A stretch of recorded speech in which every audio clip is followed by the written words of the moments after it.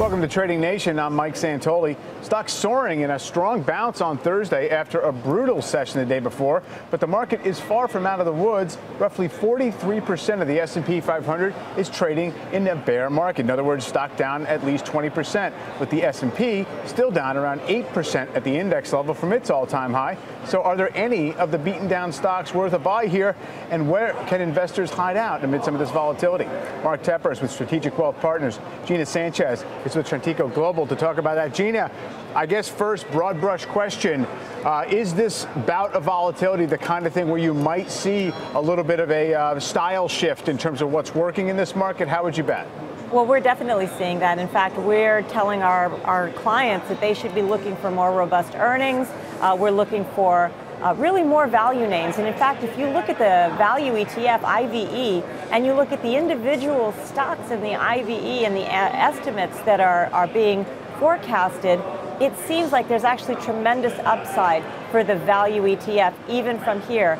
And value has reestablished itself finally as a leader in the market. And it's been a very long time since we've seen that. And I actually think that this run has some legs. Well, I guess you'd have to be comfortable if you own the value index ETF like that with a lot of financials and not very much tech. So that's pretty much where you're comfortable?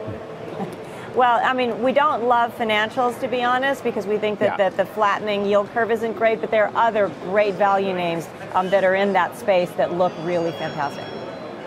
And Mark, if you had to kind of focus in on a couple of names here, what do you think makes sense?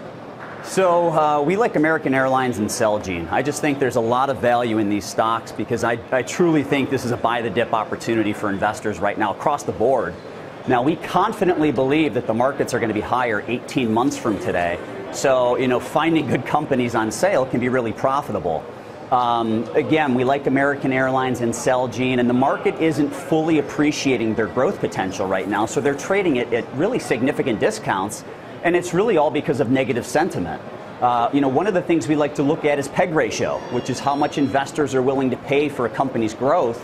The market's maybe at 1.6 or so. Both of these are at less than 1/3 of that. American Airlines is a deep value play that's being punished because fuel costs are up like 42% year over year.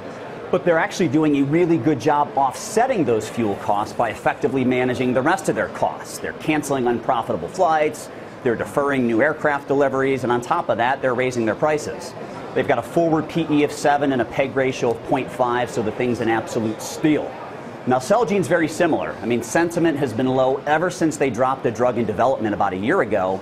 However, Revlimid continues to be a key growth driver for them, and they're working on expanding that drug's label even further. That one's got a forward PE of 8 and a PEG ratio of 0.4, so both of these companies have a significant margin of safety, and I think long-term investors are going to be very happy if they're holding these stocks. All right, well, definitely bargains if those earnings come through, that's for sure. We'll have to see. Gina and Mark, thanks very much for joining us today. And thank you for watching Trading Nation. I'm Mike Santoli. We'll see you next time.